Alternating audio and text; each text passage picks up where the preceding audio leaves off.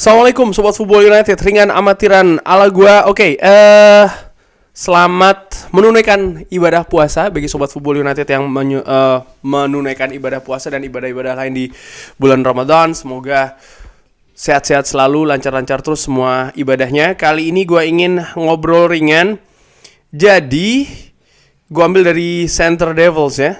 Setelah sehari sebelumnya gue juga sempat membahas terkait dengan John Murtough, bagaimana dia ini mendapatkan simpati dari ofisial-ofisial lain di Manchester United karena dia diminta untuk mengeksekusi deal-deal, kesepakatan-kesepakatan, walaupun sebenarnya awalnya itu dia kerja lebih di bidang akademi.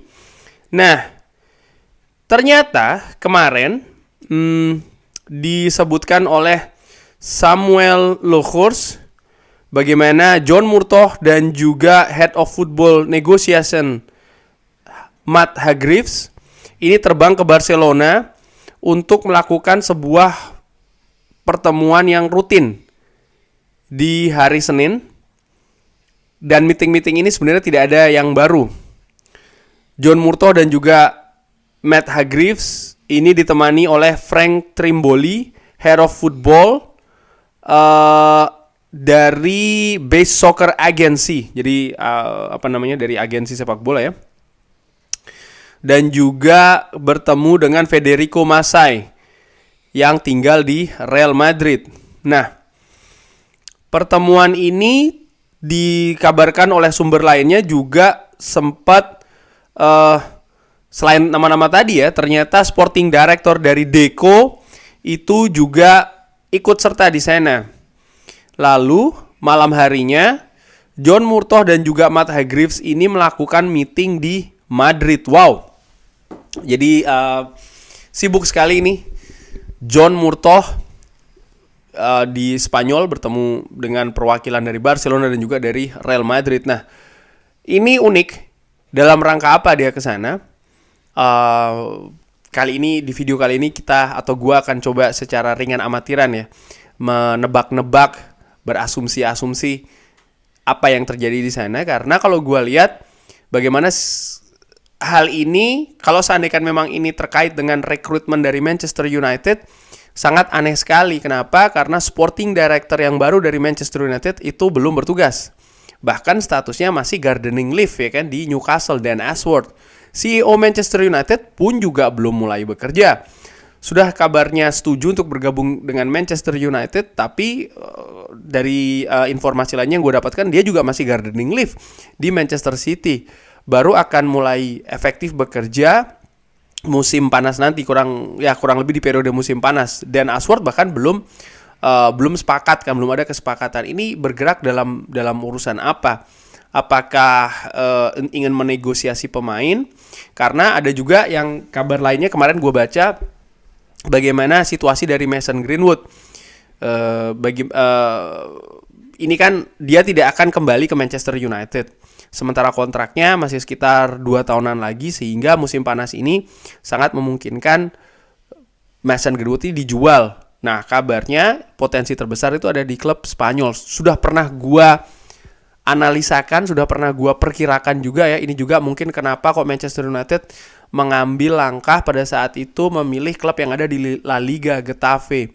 Karena selain memang ini bagus untuk lingkungan Mason Greenwood sendiri, ada potensi nih klub-klub Spanyol yang besar, yang raksasa, di mana mereka punya kemampuan finansial juga yang besar untuk punya peluang lah ya mengambil atau mentransfer Mason Greenwood. Apakah Barcelona, Real Madrid atau klub lainnya, itu bisa saja terjadi. Apakah ini yang dilakukan negosiasi tersebut oleh John Murtough?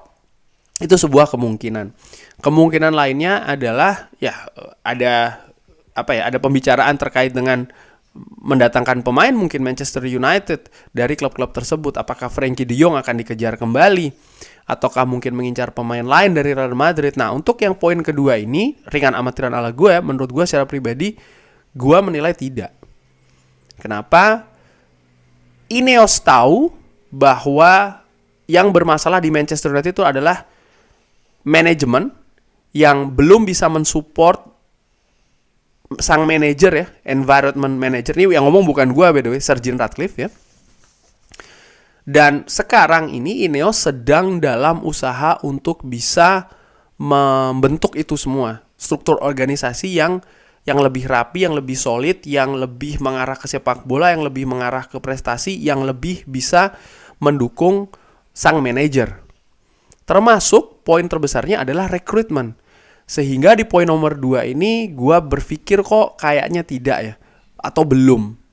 Di samping juga belum jelas siapa yang akan menangani urusan rekrutmen di Manchester United. John Murtough yang selama 2 musim terakhir ya, yang dia berurusan di musim panas mendatangkan pemain, oke. Pemain mungkin yang memang direkomendasikan oleh Erik ten Hag. Tapi kalau gue melihat juga bagaimana cara John Murtough ini bergerak dari hasil yang didatangkan di Manchester United, dari segi nama, dari sisi nama, ya itu sebagian besar memang yang direkomendasikan oleh Erik ten Hag. Tapi bagaimananya dia mendatangkan, ini sering sekali yang menimbulkan permasalahan. Contoh, harga. Anthony, kita sudah tahu ya. Lalu harga dari Rasmus Højlund. Ini di luar kendali dari Erik ten Hag. Lalu juga waktu mendatangkannya. Casemiro, Anthony, lalu juga Sofyan Amrabat. Ini menurut gue salah satu permasalahan di Manchester United, di mana gue lihat memang John Murtough ini seperti tadi disebut di awal ya, nampaknya dia lebih dari sisi administratif saja. Jadi dia mengejar, yang direkomendasikan apa, dia tuju itu, ya dia berusaha untuk menutup deal-deal. Hanya itu saja, tidak ada challenge balik, tidak ada diskusi balik dengan manajer Manchester United. Kalaupun ada, menurut gue secara dengan amatiran nampaknya sangat minimal sekali. Dan ini yang harus dirubah.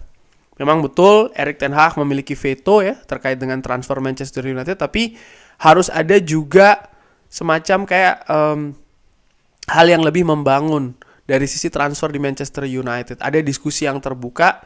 Dan kalau gue melihat diskusi itu juga butuh pengetahuan ya. Butuh pengalaman juga. Dan gue menilai John Murtough kapasitasnya belum di sana. Sehingga kalau memang Manchester United mendatangkan Dan Ashworth, ini merupakan hal yang sangat positif.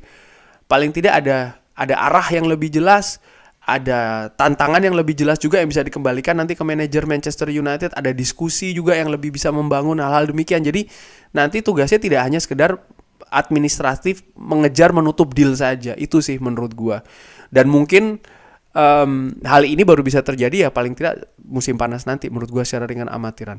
Lalu poin ketiga yang mungkin juga terjadi dari pertemuan-pertemuan tersebut ya memang pertemuan rutin saja. Mungkin ada yang membahas tentang masalah akademi, itu juga mungkin ya, transfer pemain dari sisi akademi, perpindahan dan lain-lain.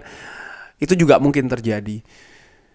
Namun yang lebih berpeluang sih menurut gue secara ringan amatiran ya yang pertama sih. Kenapa yang pertama? Karena sudah pasti Mason Greenwood tidak akan kembali ke Manchester United, sehingga siapapun yang menjadi sporting director, CEO ya memang akan melepas Mason Greenwood, sehingga John Murtough bisa lebih leluasa nih dibandingkan dia bergerak untuk pemain yang akan didatangkan di Manchester United. Untuk pemain yang dilepas dia bisa lebih leluasa. Mungkin juga di situ ada diskusi terkait dengan Jadon Sancho, tuh merupakan sebuah kemungkinan juga, atau mungkin juga Facundo Pellistri, Hannibal Mejbri, pemain-pemain yang menurut gue memang punya peluang lebih untuk dilepas di musim panas nanti. Kurang lebih demikian bagaimana menurut Sobat Football United. Seperti biasa, drop di kolom komen. Terima kasih sudah menyaksikan. Jangan lupa like, subscribe. Wassalamualaikum warahmatullahi wabarakatuh. Thank you.